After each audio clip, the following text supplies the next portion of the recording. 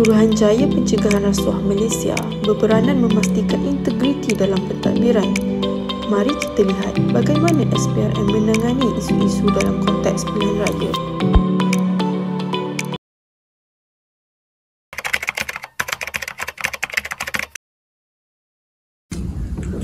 Tinggal 2 minggu je lagi. Pilihan masih rendah.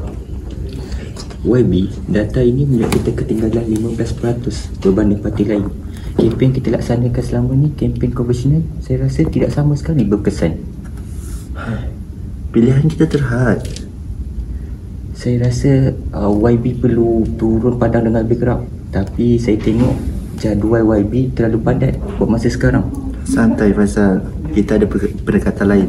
Kawasan B1 dan B2 kita boleh lakukan dengan menggunakan buat program bantuan komiti. Program apa tu YB? Dana sumbangan khas. Alah, semua calon lain pun ada program macam ni juga. Tapi YB, ada had yang kita perlu pertimbangkan. Santai, ini hanya program kebajikan biasa. Anggap sebagai satu pelaburan komiti. Antara faktor berlakunya rasuah termasuk desakan untuk mencapai maklumat pada kos apa pun, persaingan yang menghalalkan sebarang cara. Ketiga ialah rasionalisasi perbuatan salah sebagai norma politik. Keempat, kelemahan sistem pemantauan. Dan terakhirnya, kelima, keyakinan tidak akan ada tindakan undang-undang.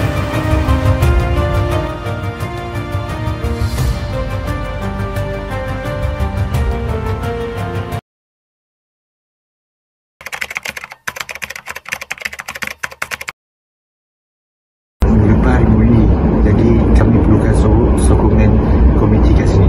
Jadi boleh tak Pak Mat mudahkan usaha kami?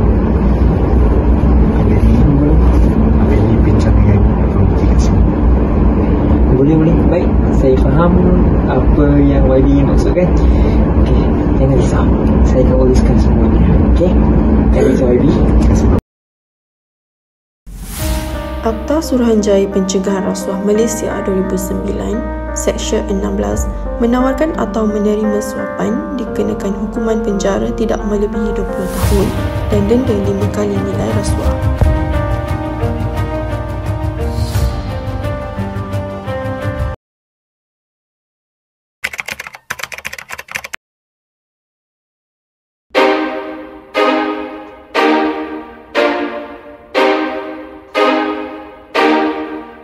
Saya telah menyaksikan dan merekodkan situasi di mana calon Razak memberi wang kepada pengundi. Bolehkah tunjukkan bukti yang anda ada? Ini yang berlaku di kedai Pak Mat semalam. Okey, terima kasih. Kita akan membuat siasat dengan segera.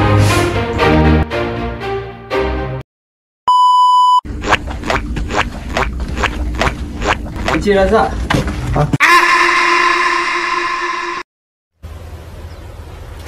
Wait a minute. Who are you? Kami dari SPRM.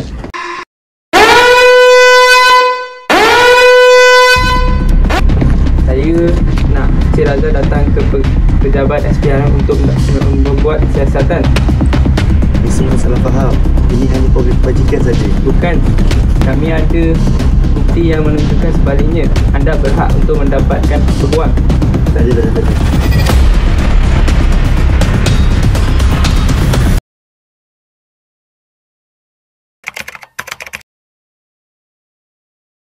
Kes ini akan memberi kesan kepada pelbagai pihak.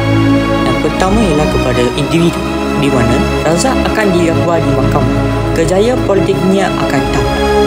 Faizal turut didakwa kerana membantu aktiviti rasuah. Kes ini juga akan memberi implikasi kepada organisasi, di mana parti politik mengalami krisis imej dan hilang kepercayaan.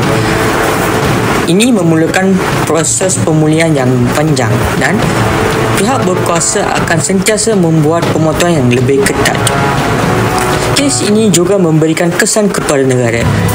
Kes ini menyebabkan kualiti kepimpinan politik terjejas dan kepercayaan terhadap sistem demokrasi terhakis.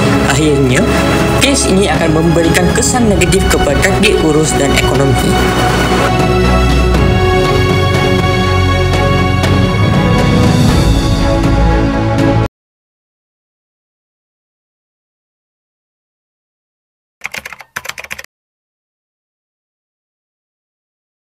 Sebagai pengundi, anda berhak untuk menolak sebarang rasuah.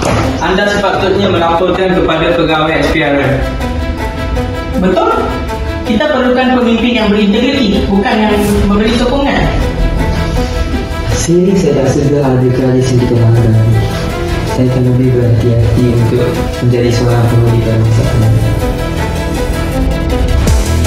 Langkah-langkah pencegahan rasuah, pendidikan dan kesedaran integriti secara berterusan, sistem pelaporan yang mudah dan berselamat, penguatkuasaan undang-undang yang konsisten, pembentukan badan bebas terhadap proses penilaian dan perlindungan kepada pemberi maklumat.